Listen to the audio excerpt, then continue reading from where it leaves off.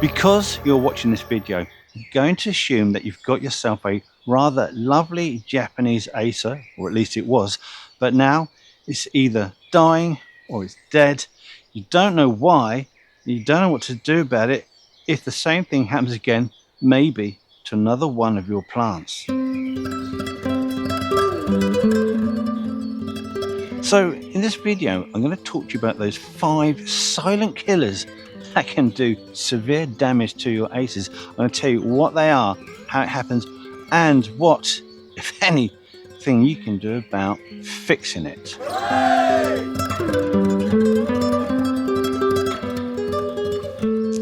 My name is Simon. I am a specialist in nursery stock production, be that hardy stock in outdoor production or protected crops that are tender under glasshouse production.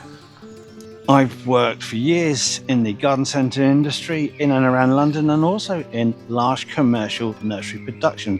And one of the things I'm going to say, some of you are not going to like. I'm going to be talking about Verticillium wilt. It is a bit of a big problem. No one's talking about it. They don't want you to know about it because they want to sell those plants and then sell you some more afterwards. This is a little bit of a whistleblower video. A lot of the big boys, they don't want to hear it. No!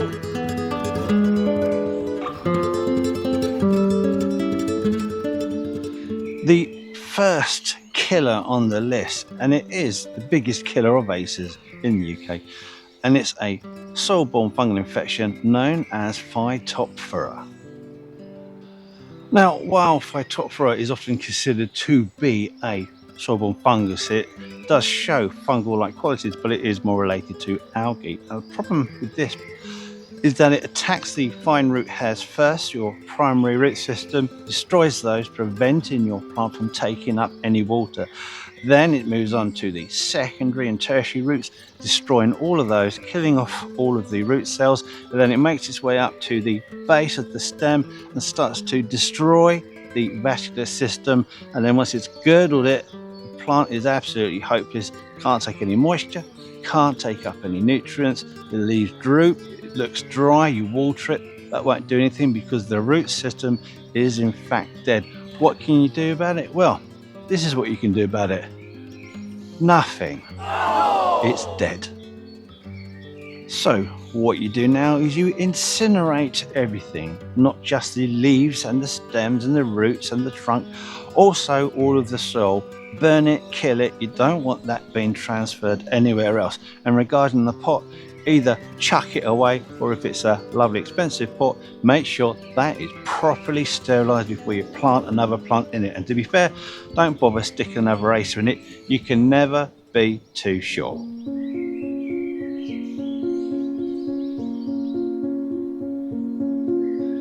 The second silent killer of your acers is powdery mildew. It is a cotton wool like organism that can be underneath the leaves, on the surface of the leaves, and it can transfer to all of the leaves. In itself, you can actually spray for this. A decent systemic fungicide from your local supermarket or garden centre, spray that on and you should be able to deal with it. But usually the reason why your plant has got the powdery mildew on is because it's already in a state of stress, and your powdery mildew is often a secondary infection. So once you've dealt with your powdery mildew, you then need to try and work out why on earth is my Acer in a weakened state. Check the root system. Is it too wet? Check pests and diseases on it. Is the bark clean? Is there anything else wrong? You're going to have to keep your eye out and see about a second problem, because it is never just powdery mildew. There is always another problem.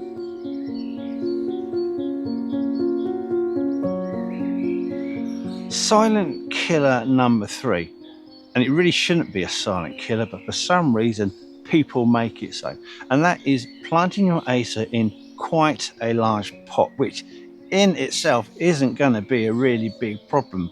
Why? Because you've got a load of soil in it. Well, plant it in the ground, it's also going to be surrounded by a load of soil. But the problem is you have people putting your pots in a saucer, they're putting in the wrong compost, they're overwatering, and you have an awful lot of saturated soil at the base of the root system, and that is a breeding point for soil-borne fungal infections like the Phytophthora we just discussed. So always be aware, make sure you've got good drainage. Pot your acers up into bigger pots, that's absolutely fine. But don't make it so big and don't overwater in order to create these really bad root conditions for your Acer plants. Be aware, drainage is key. Make sure you've got, say, a layer of gravel at the base of your pot so it can go through. Make sure your pot is raised onto pot feet rather than sat in a source of water. It's just a typical issue with Acers and potting on into a really big pot. It happens, there are reasons why it happens. Don't do it. If you're going to do it, just make sure you have excellent drainage, because in the native habitat of Japan, Japanese Acers, these are woodland plants and they are being competed or in competition with larger trees. So while the moisture in the soil is pretty much regular throughout the year, it's also been removed from the trees. So it's never soaking wet, it's never waterlogged conditions. Waterlogged conditions will kill your Acer like this. Yeah, I can do it.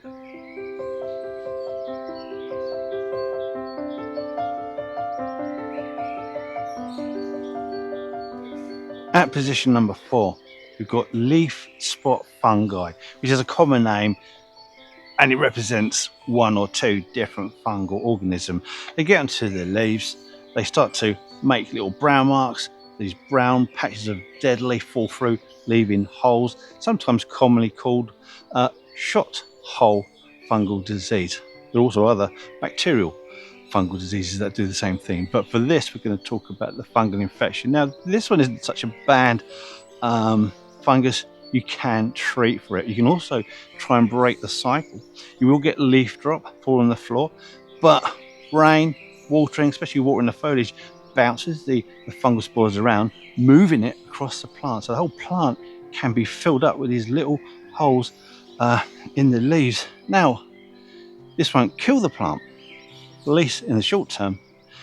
It will weaken the plant and open it up to secondary infections, such as the powdery mildew we spoke about earlier. So good housekeeping can help reduce the infection of this this disease. Like I say, removing old leaves, spraying it again with the systemic fungicide will also do the trick. But like I say, while in itself it won't kill the plant, although it will weaken it year after year after year, and it won't be doing much. It will just stay a little bit dormant, looking quite poorly. It will leave it open to these other secondary infections, and then once you've combined more than one, then your plant is very likely to die. So remove leaf litter, spray with a fungicide. Don't water the foliage if you've got a habit of doing that. Only water the base of the pots. And when you are watering, always water early in the morning. Don't water at night, because the cool, wet period actually helps to move fungal spores about. So there you go, a good watering tip for you, and also a good organic way of reducing the incidence of this fungal spot disease.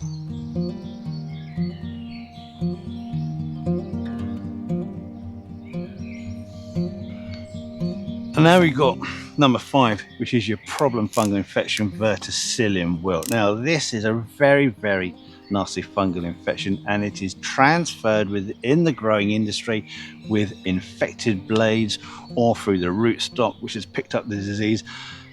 Verticillium wilt is a soil-borne fungal infection. It releases spores that get into the plant, moves through the vascular system, through the water carrying tubes, and it blocks them.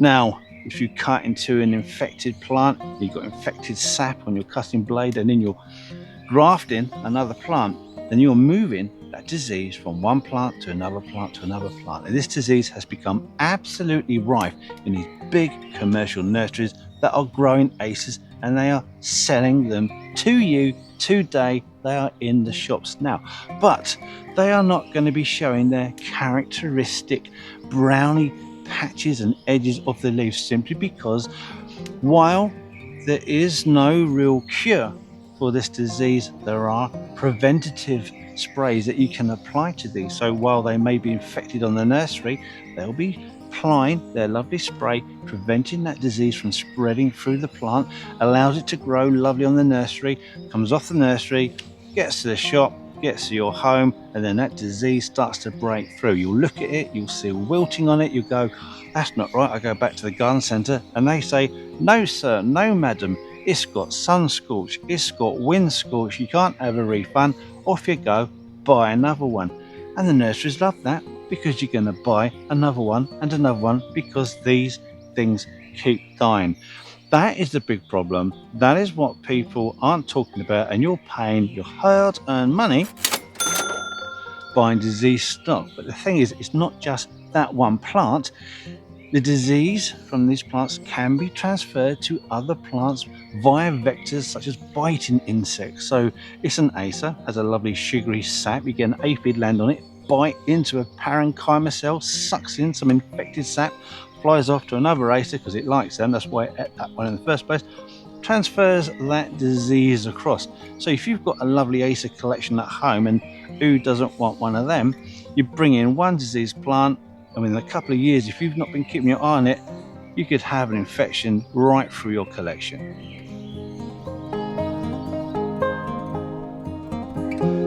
Of course, there are Japanese Acer cultivars that will be scorched in full sun, such as your white variegated forms. There will be forms that will be scorched by strong winds, especially if you live near the coast. So how on earth are you going to recognise something that is environmental scorch to that which is Verticillium scorch? Wow, this is what I'm going to tell you next, and this is where knowledge counts, because you can go to your shop and get your flipping money back.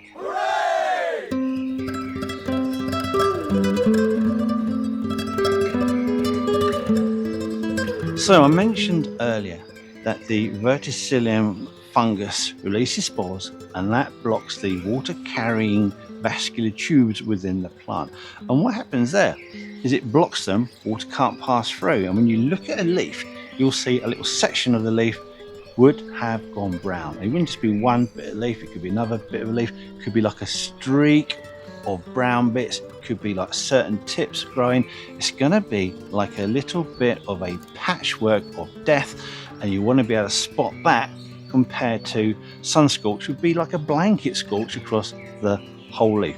It's very, very different. And there's another characteristic dieback is, once you have a certain number of these vascular tubes broken, you'll start to see a whole stem starting to brown off. So part of the plant will look perfect, part of the plant will start to have a patch of dead wood in it. What's happened there? Maybe someone snapped it. Then next year you look at it again, and then a bigger section of branch further down. You've got a whole section of the branch. It is systematic, starting from the leaves to the stems to the branches. Eventually you get down to the trunk. You could have half a tree that's dead, half a tree that's fine, but eventually the whole plant will die. You can't spray for it. I have heard tell that in America there is a product now that you can apply that does kill it. Let's wait and see. We certainly haven't got a license for it here in the UK. But this is the problem.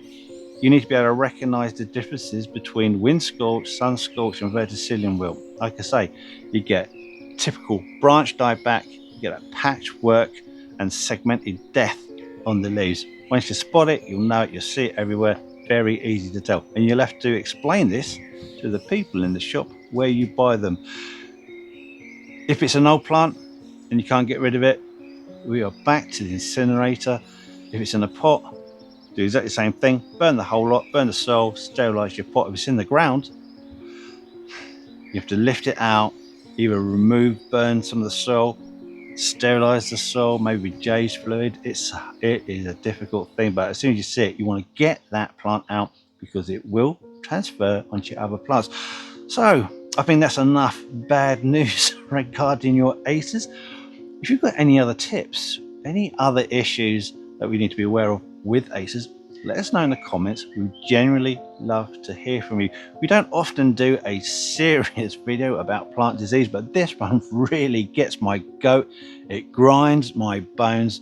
We are still doing it. We're still selling them. People are paying for this crap stock that's coming out of the stores. It's all imported stock from Europe, North Africa. When are we going to stop doing it to ourselves? Anyway, thanks for watching. Before I go, don't forget to click the like, subscribe, share this video to people who you might think will want to know about it. But Verticillium Wilt does generally make me angry. Anyway, before I go, why don't you check out that video there? I'll put in a funny one. Hopefully you'll enjoy that. It might cheer you up while you're burning your dead plants.